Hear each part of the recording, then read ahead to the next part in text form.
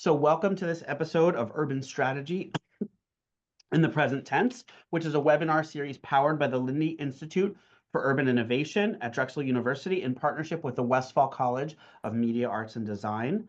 I am Andrew Zitzer. I'm a faculty member in the Westphal College. I run the Urban Strategy Graduate Program, about which I will say more at the end of this call. Today, we're excited to explore the purpose and power of design and community with Alex Gilliam and Renee Schacht. Alex and Renee are the principal leads at Tiny WPA and the guiding force of a nonprofit dedicated to empowering Philadelphia's residents as civic change agents, or as Tiny WPA calls them, building heroes. Named after FDR's transformative Works Progress Administration, Tiny WPA began in 2012 as a youth-led initiative. Since 2014, the organization has grown into a nonprofit, uniting a diverse, multi-generational community to design and build better public spaces with people in mind. Tiny WPA provides youth and adults with year-round training in design, collaboration, and leadership, empowering them to create safer, better designed spaces for their communities. Today, we'll discuss how Tiny WPA's commitment to creativity and community has impacted public spaces across the city and how their approach might inform better urban design practices. As we begin and as we go, feel free to share your thoughts and questions in the chat. We'll save the last bit of time for audience Q&A. And we're calling our program today, Designing Change, Tiny WPA's Blueprint for Better Spaces. Welcome, Renee Schacht and Alex Gilliam. Welcome. Thank you. Thanks so much. Happy to be here. Yeah, happy to be. I mean, I love that we're like 10 blocks away, from each other in real space, but we can unite with all of our friends around the country through this virtual platform. Can you start off by just sharing the story behind Tiny WPA, both about Tiny WPA and what inspired each of you to take the leap into this intervention, right, into the design and community building work? So before Tiny WPA, as I was wrapping up graduate school, I created an organization called Public Workshop. And Public Workshop grew out of teaching design to K-12 students for an extensive number of years, working in Chinatown in New York and all places all over the Eastern Seaboard, and really realizing this idea that young people and their communities are much more excited about design and to have an impact in the world around them if we give them that chance. And so it really grew out of this idea of no more simulations, right? Let's find those opportunities in cities where young people in their communities can actually have a transformative impact.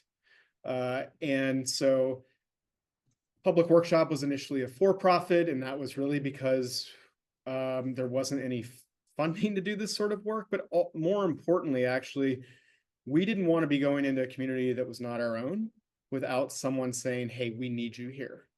And at that point, I did have national sort of recognition. So, hey, if I can help you get a grant that also strengthens your grant making record, that means that you may be able to get more grants in the future, fantastic. But ultimately that meant traveling all around the country and eventually all around the world.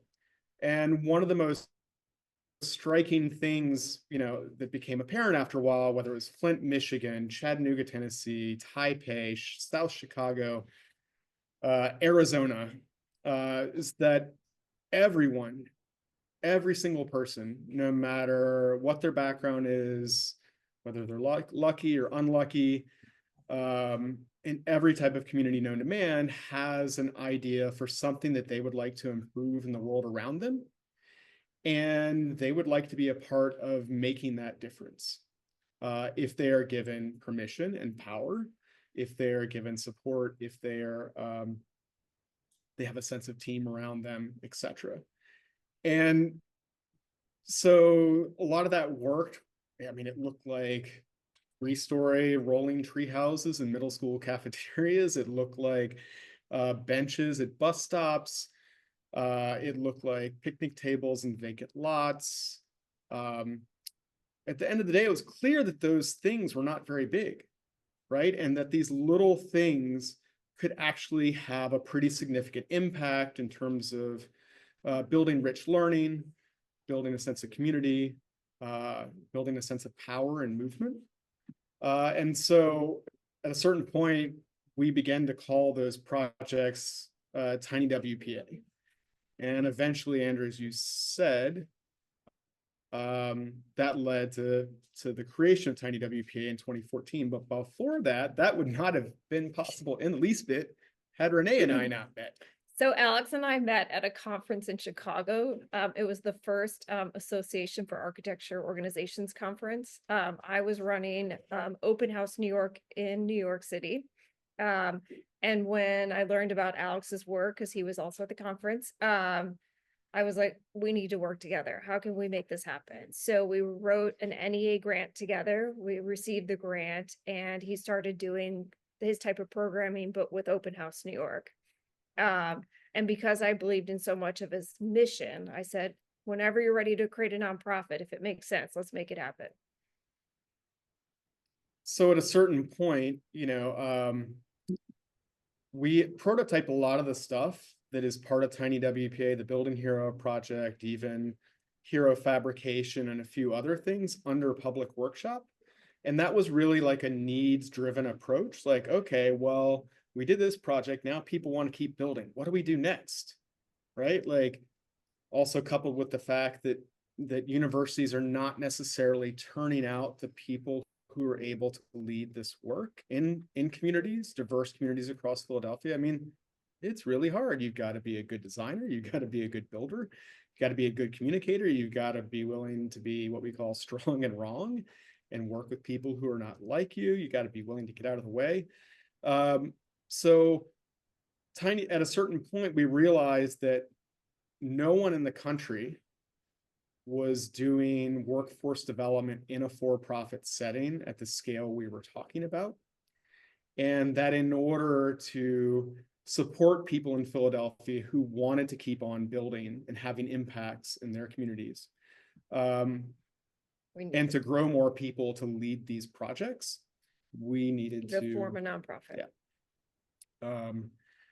And then at a certain point, in about 2019, I had a series of projects that were in different parts of the country that I think by all standards were successes, but by my standards, for the amount of time and the amount of effort and the amount of energy and the impact that you wanted to make. And the impact that I wanted to make, they weren't hitting the mark. And so we really decided at that point to focus purely on Philly.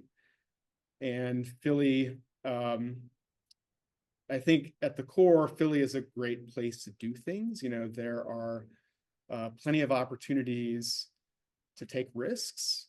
And then there's situations where you can't take risks and you have to work with city officials, organizations, etc., to even move policy, to get things to change a bit. And, at the core, like, you really have to focus in one place if you want to move the needle on these issues that we and our building heroes care deeply about, which is, disenfranchisement, rethinking how citizens participate in the design of their communities, systemic racism as it relates to planning, a lack of belief of possibility in our education systems and our workforce development systems, procurement. We could go on and on. So in 2019, we rolled up Public Workshop. It's also really hard and stupid to have two organizations. And we focus purely on Tiny WPA. Yeah. Sorry, there's just a noise coming from my computer. In my own work and writing, I've done a lot of stuff with voice, right? So how people all have to have a voice, power, and agency in their work. And I know that you believe that too, but what I love about your work is that it's also about the hands, that it's not just about a community process and sitting in meetings and hashing it out, but it's actually using your hands and your feet and your bodies to make a physical change in the place you are. And even if that change is only a bench or only a table, it actually begins a process of the reconstruction of our social cohesion and our bonds and our feeling of maybe empowerment to sort of like be sovereign and have authorship over our own story. So I wonder if you could talk a little bit about that connection between the experience your communities have of like physically making something, especially if they've never really done that before, and how that makes them feel about themselves, about each other, about their neighborhood. Sure, to step back just a moment, we talk about building as a conversation. Building is a conversation. And so in our projects and most of the communities that we work in, there is a massive trust gap. And that trust gap is, systemic disinvestment. It's having people been planned for over and over again and never asked for anything. Or it's been planned with over and over again where they've asked people what they've wanted and nothing's ever delivered. Right? So one of our fundamental mantras is start with building. And we will probably 9 times out of 10 start even a very complicated high design-esque project just with addressing a very, very basic need like seating that involves no design. And we will have a building workshop around that initial need, and that is the community meeting.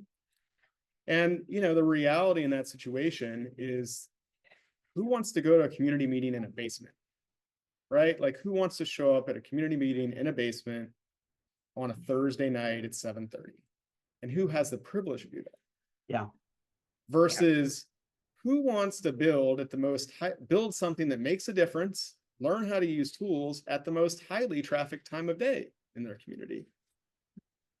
Responds to a need. Yep. That's really meeting a need there.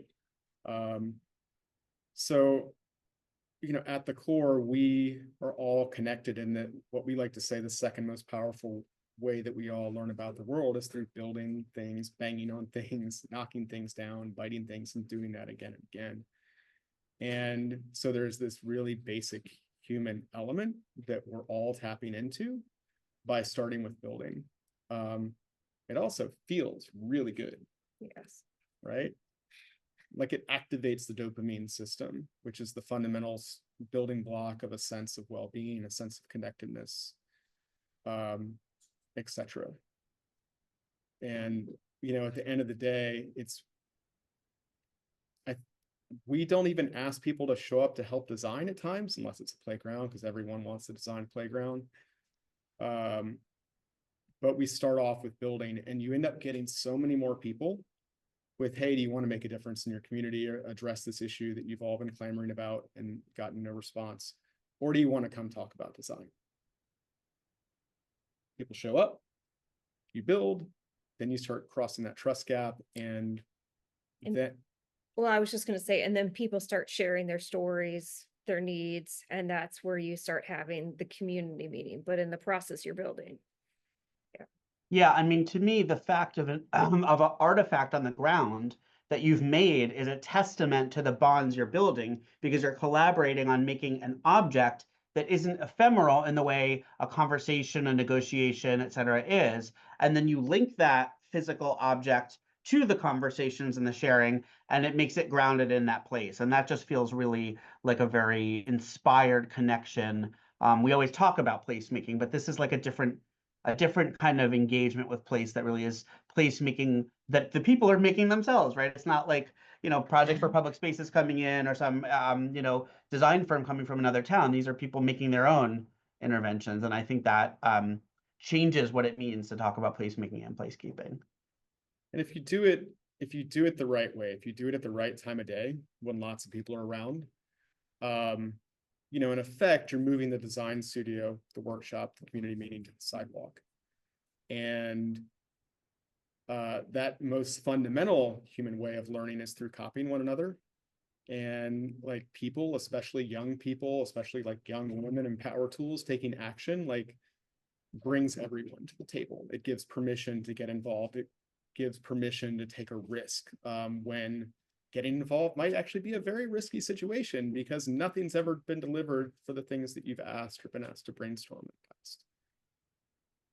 Sasha, one of our former students and current colleagues in this work, actually brings up the issue of risk. She says, can you describe an example of a project that was a bit of a risk in Philly? And you can define risk however you want, either, maybe the red tape and the time it took to get it done, or, something that you thought, oh my God, physically, maybe we shouldn't be putting people on these stilts like we did last year at our charrette.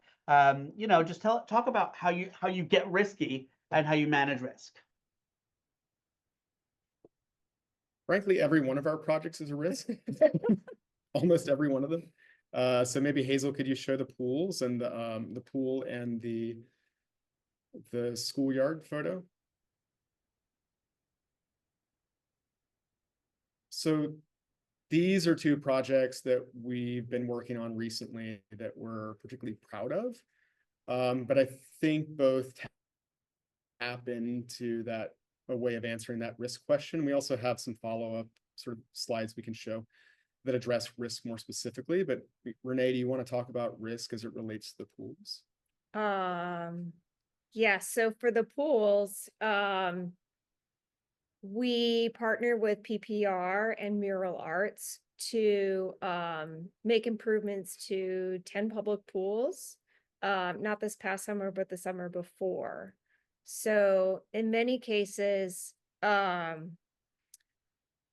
you see here is we made some beautification improvements, and then Mural Arts worked on the murals in the deck, what you see there. So we provided, yeah, as Renee said, we provided these decorations, which really were intended to help carve out these spaces, if they were not already, as spaces for families and children, and to carve those out as safe spaces, but also to very loudly communicate to people in the neighborhood and passing by that investment had been made in those places.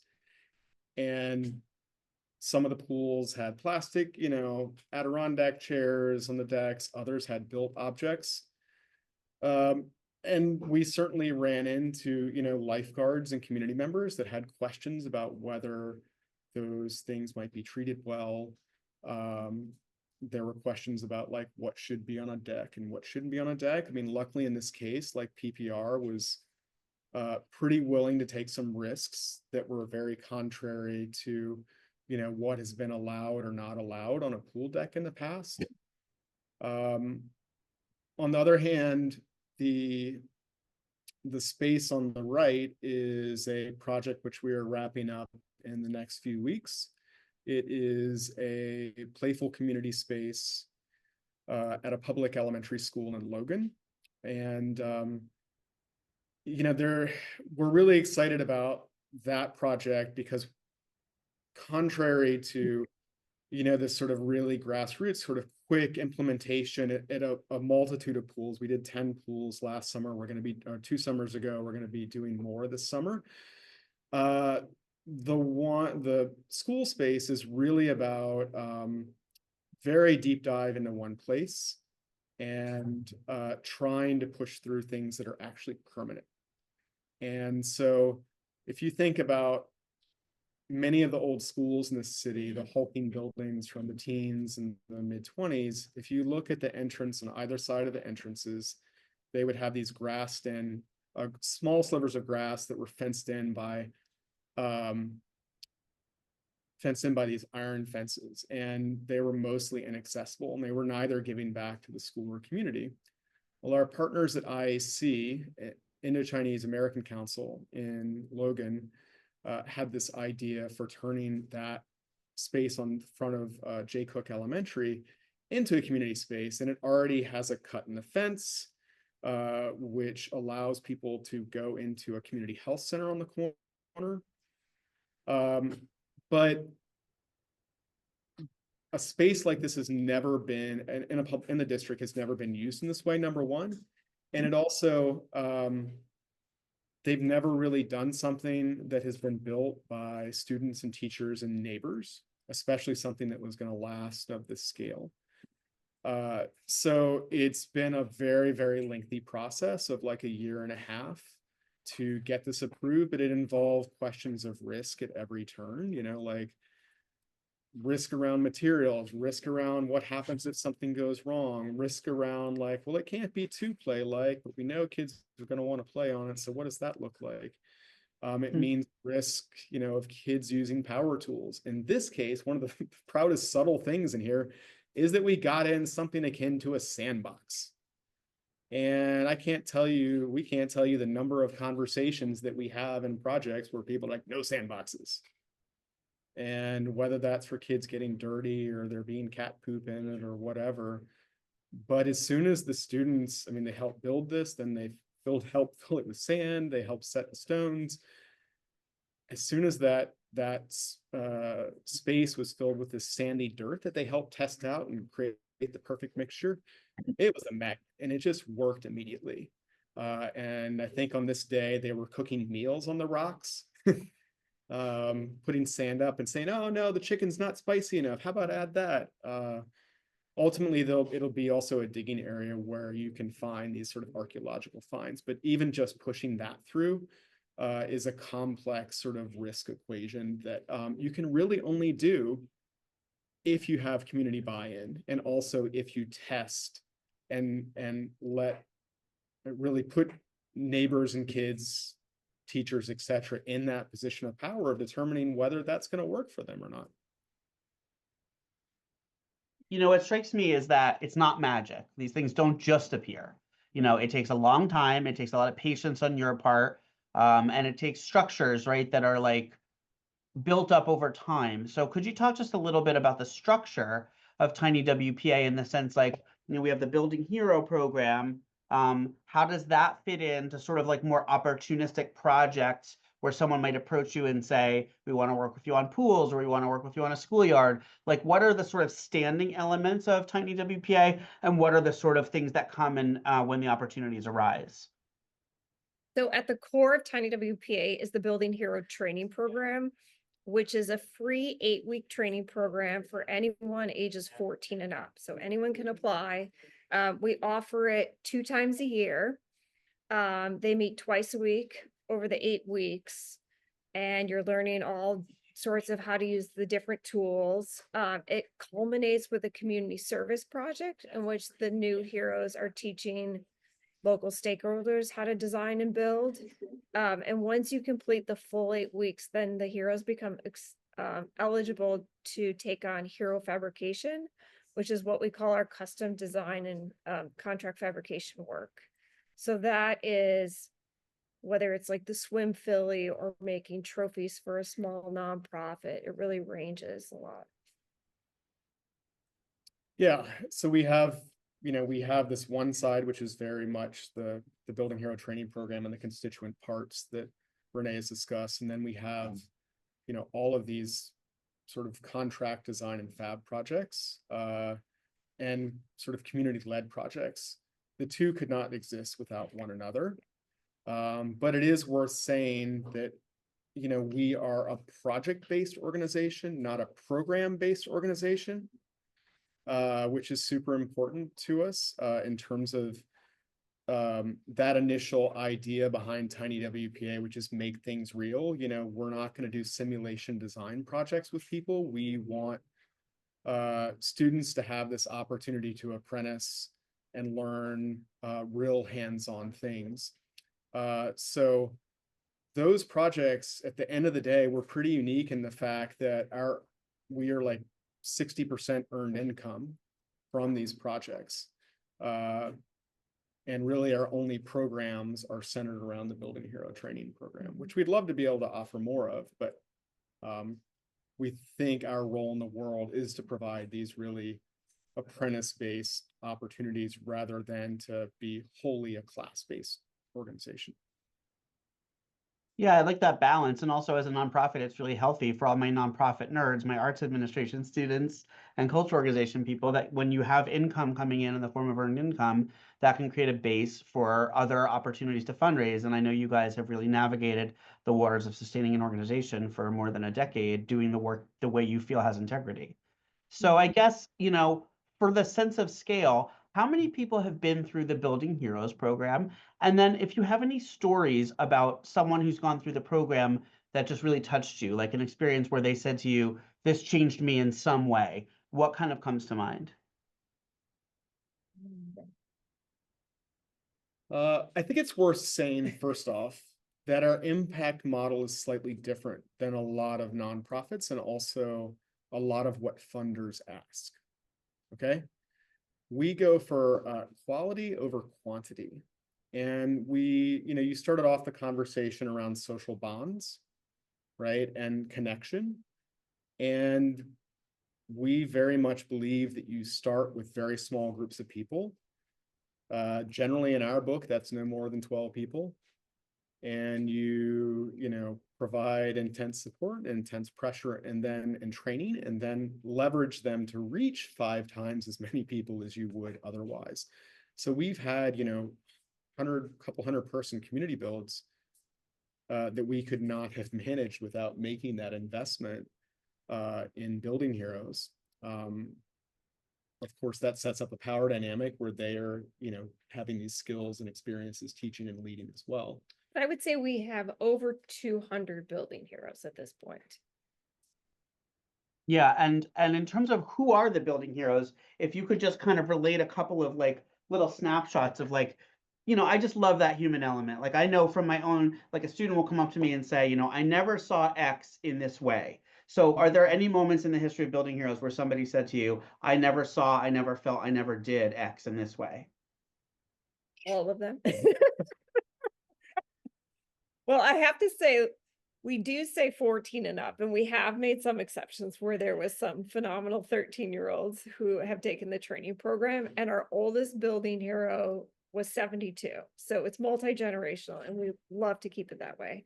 But I would say that I think the stories that come to mind are those individuals that started working us when they were very young. So we had one particular woman who came to us when she was a freshman in high school. And her friend recommended the training program, having worked with us. She took the training program when I actually took the training program in 2018. And then continued to work with us all through high school. On our various contract fabrication work. She even co-taught the training program when she was in high school. And then she introduced her sister to the training program, who took the training program in 2019. And then her sister, when she graduated during 2020 from high school, she came to work with us and has been working with us full-time ever since. Yeah, That is Caprice and Kamaya, the two ladies I was talking about. So, I mean, Kamaya, said like, look, Kamaya is the one on the ladder. Yeah, she, wasn't sure whether she wanted to become a plumber, a civil engineer, a dentist. And I think she will say that until she was working with us, one, she didn't even know design existed.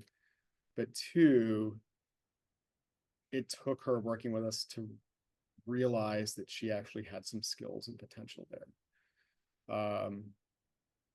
And she's amazing. Both she and her sister have co-taught the Building Hero training program and have led so much. But I think there's so many different touch points on one hand, or so many other like little anecdotes. On one hand, you have like Tierra Bell, who was chosen a couple years ago by Dwell as one of the top 23 designers in the world. Then on the other hand, you have someone like Ryan, who went into the trades but did not drop out of school because of the Building Hero project. Like he stayed in school. His teachers all of a sudden saw that he actually did give a shit, and was really passionate and could be very driven too if school was adjusted for him. And they made all sorts of accommodations to help him stay in school and to be a success. To me, I know that from my work in the arts, there are many, many people, specifically people of color, who don't feel like there's a pipeline into this work. They're not invited into these sectors. And of course, we know in the building trades historically, there's been a lot of exclusion. And there's two interrelated things at work here. One is sort of just introducing people to the idea that they have something to contribute in design, and then giving them not only that holding that door open, but then saying to them like, okay, well, now what? Like, who do you want to be in this work, and like, how far do you want to take it? And of course, I know you don't want every single person to become a carpenter or a building trades person, but you want them, I assume, to become whoever they want to be. But this pathway allows them to see themselves in reference to their story in new ways. Yes. Absolutely. Yeah, I mean, in some ways, we describe it a bit as an alternative university at points. But I think you really hit it on the head of, instead of trying to turn out designers, we support students' passions. And students have taken these skills and not gone into design or trades or engineering.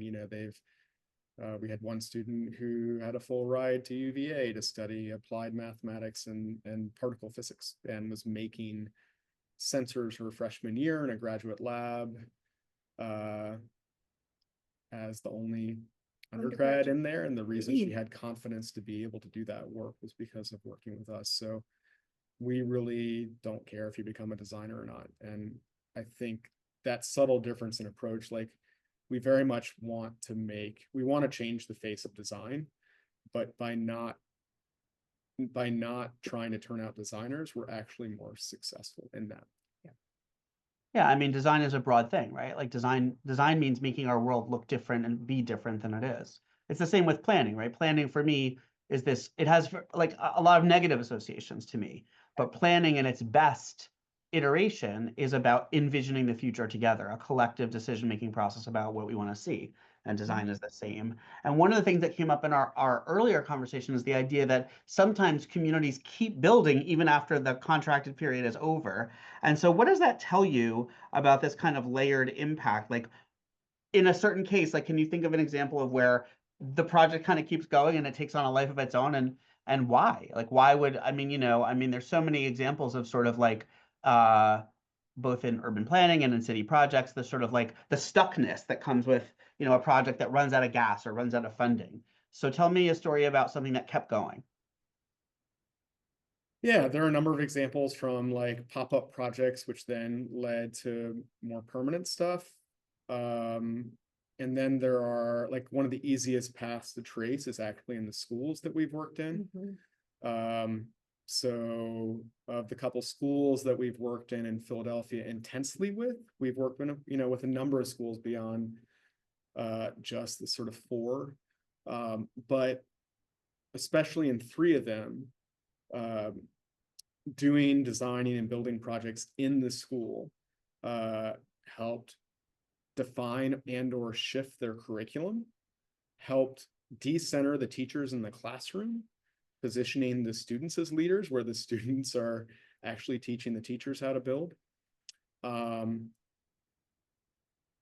Gave teachers a sense of permission, which can really be sort of simplified down to like, holy crap, they can use that tool safely if we adopt this technique of how we train people. And so in at least one school, the Science Leadership Academy at Bieber, what initially started off as this like making very small improvements in the school, then morphed into getting a fairly large grant to create a makerspace in the school, which was then supposed to be in this small room, but because of the excitement, the principal changed his mind and moved the office to the small room and put the makerspace there. And then the conversation was, how do we keep, the space locked, and what two teachers have the key, to how do we create dedicated time within the week For the students to leave the makerspace. Yeah. And then that work has just sort of continued and compounded and continued and compounded. And the training program partially existed, or we created it so that we can support those organizations, those schools, those neighborhoods well after we've left by simply supporting the people who want to do more. You know, the catalytic effect of sort of opening up this question of voice and authority and sort of telling your own story, you know, allows people to kind of extend the work, because they now have the skills in them, right? It's the leadership skills and the building skills. And so you don't have to be the patron of every project. You have to be the catalyst and the nurturer, and then these projects can live. And I don't want to paint a picture that it's always sunshine and rainbows. Working in community is hard, and working in community, you know, entails many different kinds of social, political, and economic challenges. So can you reflect on an experience that you might have had where you learned from a tricky or a sticky situation, and that influenced the way you did the next project, or the way you sort of pivoted within that project? I'm gonna say we learn on all of our projects. We do have, I mean, without bullshitting, we do have a very reflective practice where it can be reduced to something as to the statements as simple as like, what went well, what could be better. Yeah. And we do that in many different situations and involve kind of as many different people in that. So I don't have a specific project that comes to mind, just because it is such an ongoing, continual process. You know, I think we can talk more either about risk, or we can talk about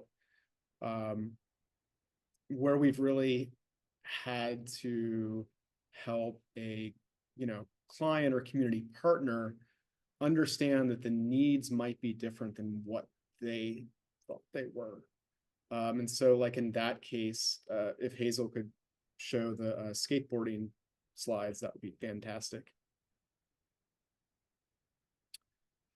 So this was a pop-up skate park, sort of pocket park that we did in Camden many years ago.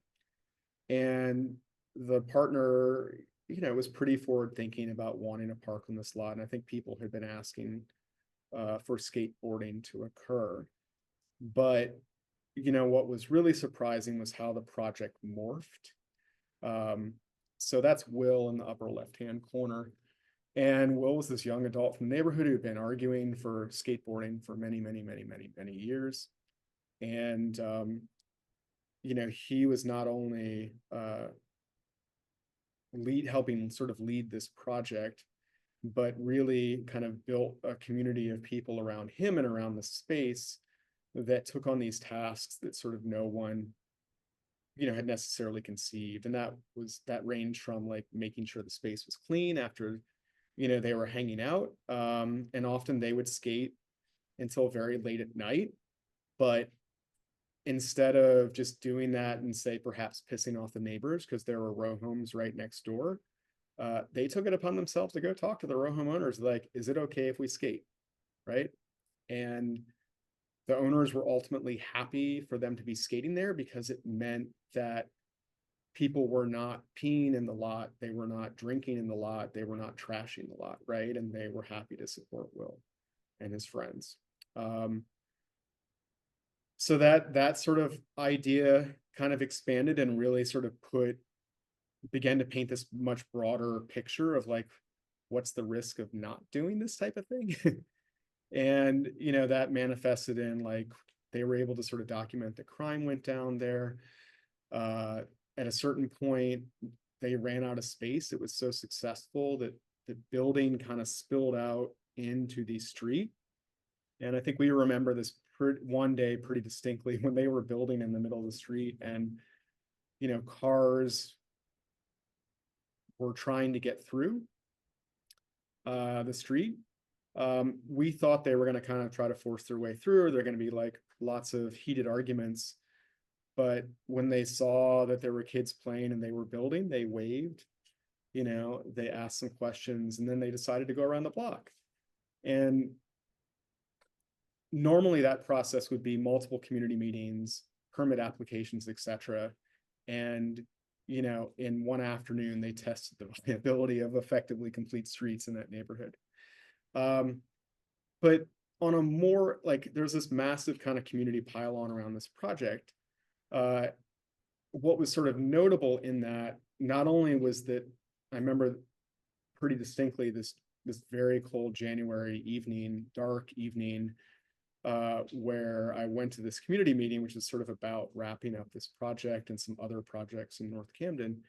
And, I walk in and there's Will and Tiffany at this community meeting. So they had transitioned into, political life in the neighborhood. And I mean, they're rock stars. So it's not like we don't expect that, but it's still, you go in and a young person bounces up and is excited to see you and what is at a community meeting. And then what was really interesting in that situation was, a number of people who were at that community meeting barely had any connection with the project itself, but started kind of going off about how it wasn't for them, and they didn't like it and it wasn't for the community. And Will and Tiffany bounced up and said, no, you're wrong. This is something we want, and here are the number of people who have been a part of this, and here's how successful it's been, here's how crime rates have gone down. And I think, like, at the core, it sort of goes back to what Renee and I have been talking about, and it's fundamental, to our work, which is you really just need to set up students and teachers and residents to be able to show what's possible. And if you create space for that to happen, they will be more effective leaders in terms of potentially shifting a culture or taking risks, or trying something new than we would be. We have about 10 minutes or so left, and I see the list of people who are on this call, and there's a lot of really cool and smart people on this call. So feel free to put those smart and cool questions in the chat, and I'll read them out. Another one that Sasha sort of lifted up is this fear that is, I think, justified by so many, that any new development in a neighborhood will bring gentrification. That, like, if we do a park, if we do a bike trail, if we clean up something that was disheveled and we make it nice, that is being done for the residents who will come and displace the residents who are already there.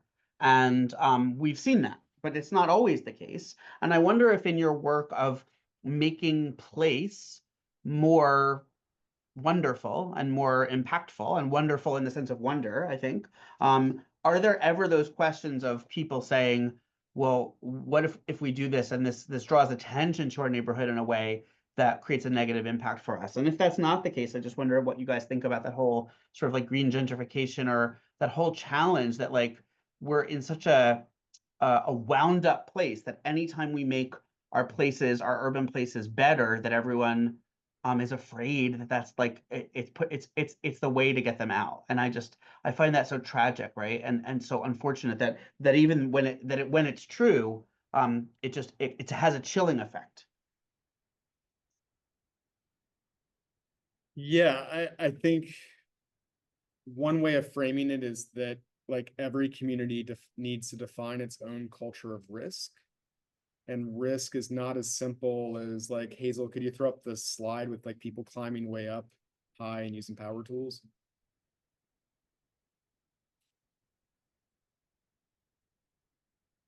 So it's not as simple as, like, people getting injured, right? As you said, it's the fear of a project morphing into something that's beyond your control. It's the fear of something breaking and not having capacity to fix it. It's the fear of the wrong people hanging out there. It's the fear of so many other things. And as designers and policymakers, we trivialize that notion of risk and reduce it down to one or two things, rather than acknowledging that, especially in these communities that have been massively disinvested in and marginalized, intentionally marginalized,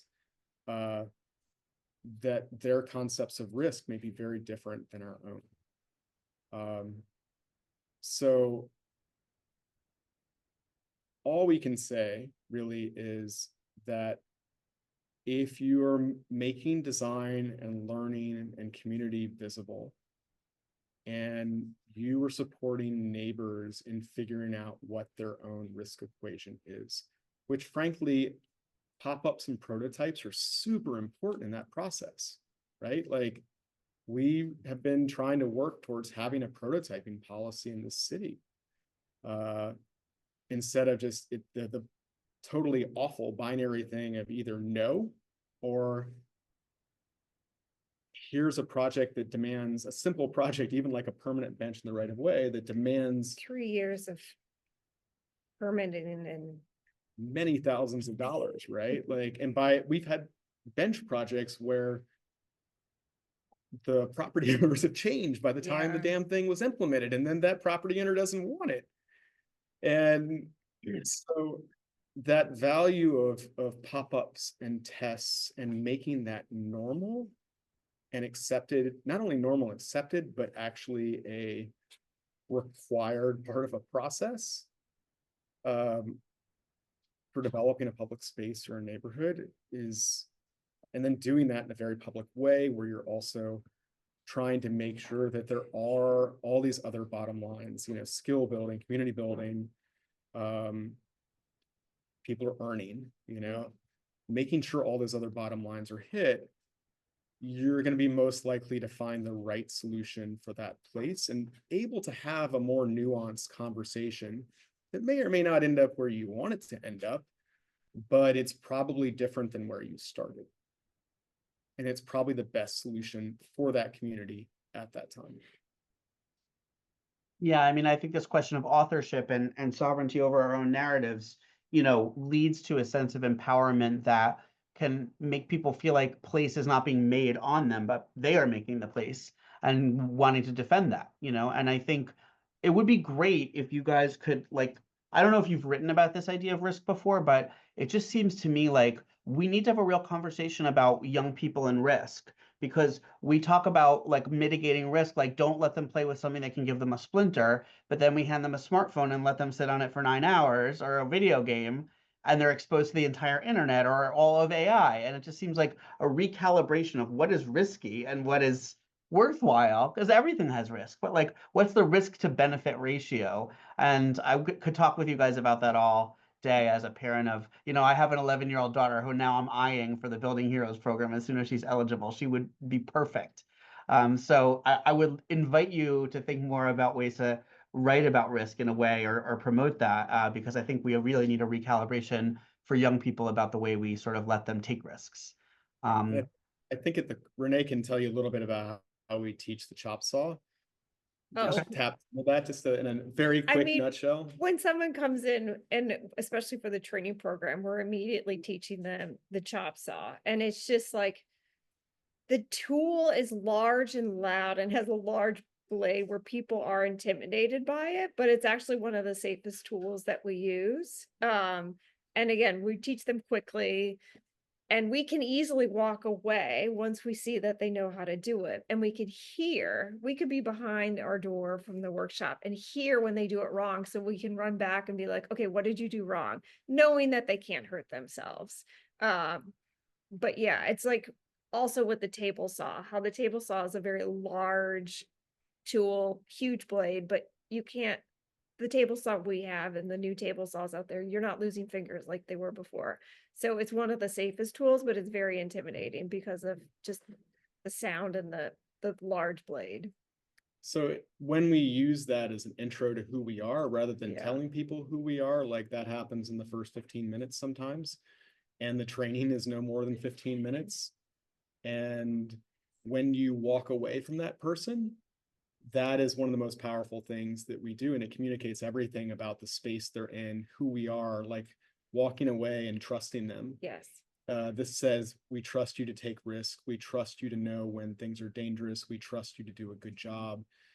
And we don't say that. It's just the way we have people use tools, and also like really just going back and evaluating, like breaking apart, not really like the legal structure. We don't even mess with kind of breaking apart the legal structures of things. All of our techniques grow out of how people best learn and create, rather than well, if you don't follow this process, you're going to get sued. And there are all these, Or always thinking of it in the negative, like if you don't do it this way, you're gonna hurt yourself. We always position in the positive. Yeah. here's, you need to do it this way because you're going to get a better cut, which is a higher, it's the more professional thing to do. You can earn more money by, making this quality of cut, etc., rather than you're going to rip your arm off. Our friend Patrick has said you all are very forward thinking. So I'm curious as to where you want Tiny WPA and your work to go next. What is something you want to do but haven't yet done? Hazel, could you pull up that last slide?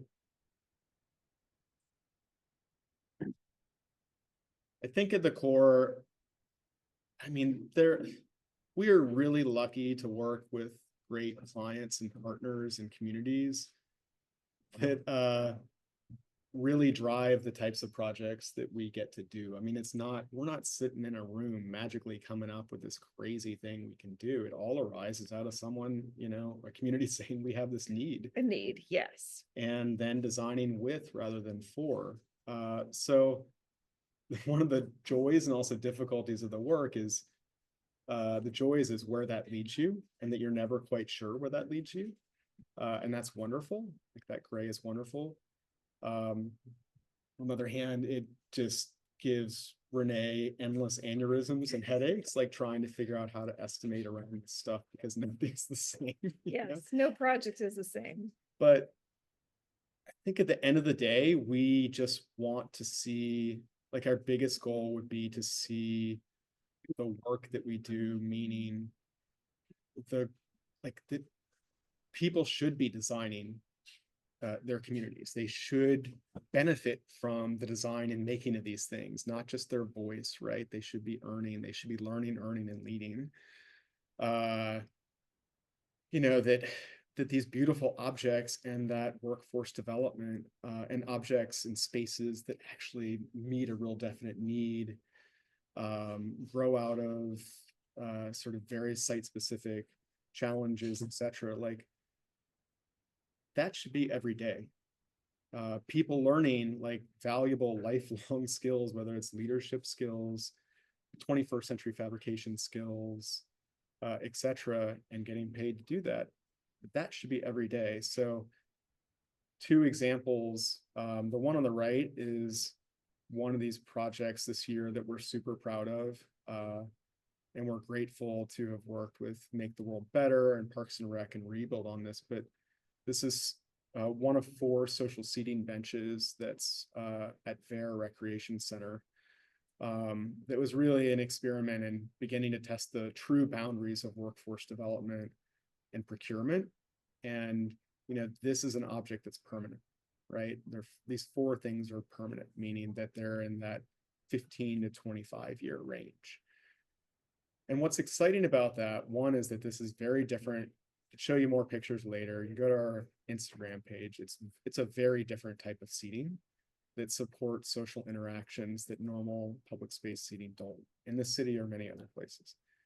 But on the other hand, it starts with this idea of where are there in budgets, are there budgets for the improvement of rec centers, parks, schools, and even housing developments like the laser cut numbers on the left. Where are there things for which there are already budgets that we can actually turn into these workforce development opportunities where people learn these design skills, these entrepreneurship skills, these leadership skills? And how do we make that just every day so we're not having to rely on the largesse of a funder? Renee's not having to pull her hair out writing endless grants to try to make sure this valuable stuff happens. But how do we embed this in the everyday making of our city? And if, frankly, like 4 or 5 developers just said, hey, we want to do custom door numbers. Or add benches. Yeah. I mean, the number of like real legit jobs that equals is huge, but it also has this other ripple effect where Najee on the left went back and like he was the only person in his school who ultimately knew how to run the CNC at his school, right? And, in terms of like the bench on the right, like how do the skills that people see or learn through that, but also teachers and policymakers see happen through these projects, create space for more engaging projects to actually happen in schools, for more risk to be taken. That means that students, they have no interest in picking up their phone, right? Because they are doing something that is legitimately exciting, that's having an impact, that could lead to a well-paying job, that's connecting them with other people. So yeah, if any of y'all know developers who are policymakers And if you who are developers, Exactly. yeah, continue to push those boundaries with us, even designers, and we've done multi-thousand custom tables and things like that. We don't have all the answers there about where those opportunities are, and we're grateful to our partners who've worked with us on testing those boundaries, but we still don't have all that worked out. And we'd be happy to sit down with you if you have an idea, have a project, and we'll straight up tell you whether, oh wow, that's really exciting, or we can't do that. That might be better for, a professional fabricator to do, or it's not a great learning opportunity, but here's how it could be better. yeah, as you were talking about building the benches and the CNC routers, my mind was drifting back to traditional communities where people would come together for barn raisings and quilting bees and making food enough for everyone to eat. And the divorcing of our society from the making of our places and outsourcing that to professionals and consumerism as opposed to sort of like handicraft. There's all kinds of things that you guys are doing, including very important things about workforce and getting young people paid to do this work. But there's also this sense that like something has been split between the sort of like the handmade. I mean, this goes back to like the 18th century, right? But like the handicraft versus like the buying something off the shelf, and like why make a bench when you can buy one? But why buy one when you can make one? And when you can make it together and you can figure out how to solve all the problems together. And so, your work is an inspiration, many more conversations to come. Unfortunately, we're out of time and I didn't get to some great questions, but I just want to say thank you on behalf of Drexel. And if you like what you hear, this is the kind of stuff we talk about in Drexel's Urban Strategy Graduate Program. You guys have been guests in our classes before. You've collaborated with us. We're going to collaborate more. Urban Strategy is a master's degree in sort of interdisciplinary problem solving for urbanism and design. And so I encourage you to look us up or get in touch with me. And if you have more questions for Alex and Renee, I can pass them along to them. It was great seeing so many great friends on this call. I want to thank our producer, Thomas Devaney, and our production director, Hazel DeQuito, for all their work and assistance on today's program. This will be archived for free along with all of our other urban strategy in the present tense. So you can forward it to all your friends and get them to hire the young people from the Building Heroes program and sustain this organization for many, many years to come. Thank you, Renee and Alex. Thank Thank you. you so Thanks for much. having us.